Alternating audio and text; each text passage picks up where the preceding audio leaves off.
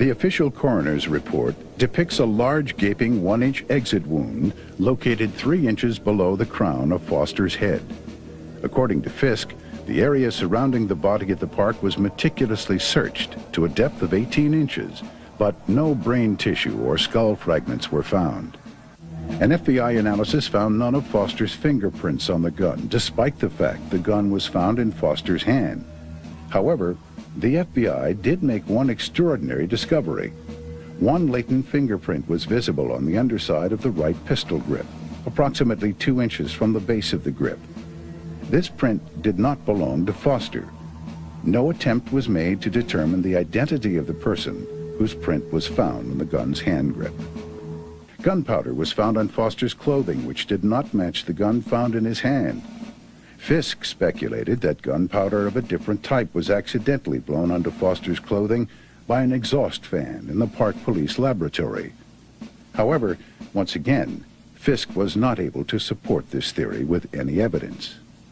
One of the most crucial pieces of crime scene evidence, the fatal bullet, has yet to be found. A thorough FBI search of the area, which even uncovered artifacts dating back to the Civil War, yielded over 70 pieces of metal, including 12 modern-day bullets. Yet, none of them matched the gun found in Foster's hand. Against standard police procedure, not one resident living nearby was ever contacted during the investigation to find out if a gunshot was heard. Even though Fisk insists that Foster killed himself, leading forensic experts from around the country now agree it is highly unlikely he pulled the trigger himself. Within minutes of the verification of Foster's identity, the Park Police issued orders to seal Foster's office at the White House. David Watkins, Clinton's administrative assistant, assured the police he would take care of it. He lied. Immediately, high-ranking members of Bill and Hillary's staff began ransacking Foster's office, removing important and possibly incriminating documents. The people entering the office included Bernard Nussbaum, counsel to the president, Patsy Thomason, White House administration director, and former assistant to cocaine distributor Dan Lassiter, and Margaret Williams, Hillary Clinton's chief of staff. Patsy Thomason was the top aide for Dan Lassiter when he was running his company and doing all the dope. You can only say that she was there taking care of Dan Lassiter's interest in the White House. As mentioned earlier, the Arkansas Development Finance Authority had been laundering its drug money through the Bank of Credit and Commerce International. BCCI collapsed in the early 1990s. Millions of depositors and taxpayers lost billions of dollars, making it the worst banking scandal in history. Heading up BCCI was former Defense Secretary Clark Clifford. The overwhelming criminal charges against Clifford were eventually dismissed by President Clinton. The attorney for Clifford and BCCI was none other than Robert Fisk. Fisk knew that a thorough investigation of Whitewater would eventually lead to ADFA and his former client, BCCI. Fisk also knew he would never be able to complete his investigation since it is illegal to prosecute a former client. Fisk was not selected by the Justice Department to investigate Whitewater at all, but to simply subpoena documents and testimony, making sure they never see the light of day. The investigation of Whitewater is being handled by an independent special counsel whose appointment I supported. Our cooperation with that counsel has been total. Now think just for a moment. If there are papers that prove you did nothing wrong, then why would you destroy them so that they don't come out? Why would you hide behind subpoenas in the cloak of secrecy? No, see, Bill and Hillary Clinton have something to hide. And only through a congressional hearing does this nation have a snowball's chance of that truth coming to the light of day. That's the reason it's so imperative that the Congress of the United States rise to the occasion and meet their responsibilities to hold public hearings relative to this matter during this period of time, or justice will never be done. There are lots of people that come to me that want to tell the truth. They come to me, but they're afraid. They're afraid of losing their jobs. They're afraid of family members or themselves being hurt. Don't be afraid anymore. Bill Clinton doesn't own the world. He doesn't scare me. He shouldn't scare you. I wish all of y'all would do what I've done. Stand up. Stand up for the country. I want my daughter to know that if you stand up and tell the truth, you're okay. Right now, all she sees, if you stand up and tell the truth, you'll be destroyed.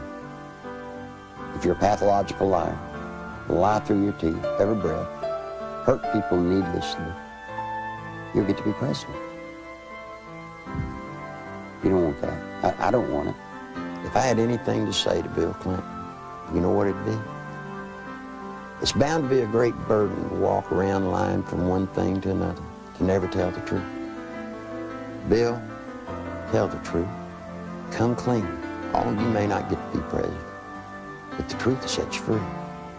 It'll set all of us free, and it'll save the nation. I've still not been accused of anything wrong, because I haven't done anything wrong. And I'm not going to do anything wrong.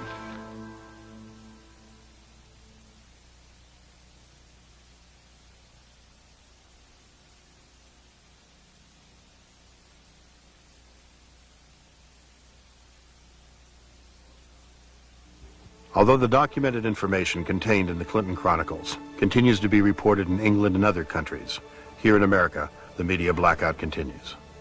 On July 14th, 1994, copies of the Clinton Chronicles video were hand-delivered to every member of the United States Senate and House of Representatives. On July 25th, documentation supporting the film was presented to Congress at their request.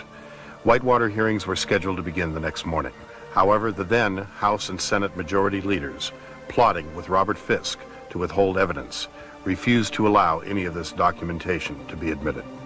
In addition, eyewitnesses willing to testify under oath who could confirm Clinton's involvement in the Arkansas drug smuggling money laundering operation were flown into Washington, but were barred from giving any testimony. Once again, the Constitution of the United States was undermined, and the American people were not allowed access to the truth. That same day, a massive media smear campaign was launched against the Clinton Chronicles.